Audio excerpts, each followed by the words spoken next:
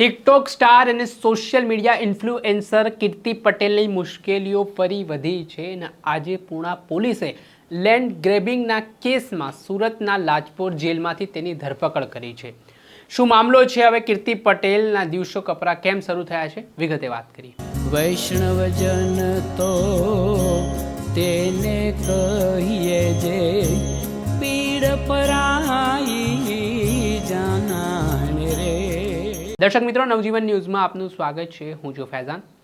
આજથી થોડાક સમય પહેલાં રાજુ ભમ્મન નામના સુરતના એક ફરિયાદી દ્વારા ફરિયાદ આપવામાં આવી હતી કીર્તિ પટેલ અને સસ્પેન્ડેડ પોલીસ કર્મી નૈના બારૈયા સામે, જેમાં ખંડણી, આઈટી એક્ટ સહિત જુદી જુદી કલમો હેઠળ ગુનો નોંધવામાં આવ્યો હતો।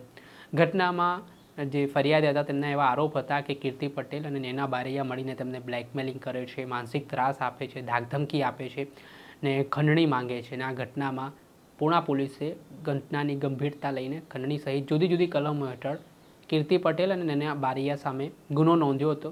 ને ત્યાર પછી થોડાક જ દિવસ પહેલાં સુરેન્દ્રનગરના રતનપર ખાતેથી કીર્તિ પટેલની ધરપકડ કરવામાં આવી હતી। ધરપકડ કર્યા બાદ હાલ તે જેલમાં બંધ છે, પરંતુ કીર્તિ પટેલની મુશ્કેલીઓ ઓછું થવાનું નામ નથી લઈ રહી। થોડાક દિવસ પહેલાં પૂણા ખાતે એક મકાન ફ્લેટ તેણે ભાડે રાખ્યો હતો ને ફ્લેટ પર તેણે કબજો જમાવી લીધો હતો ને જે મૂળ માલિક હતા તેમને આણે ફ્લેટ ખાલી કરવાનો ઇનકાર કર્યો હતો।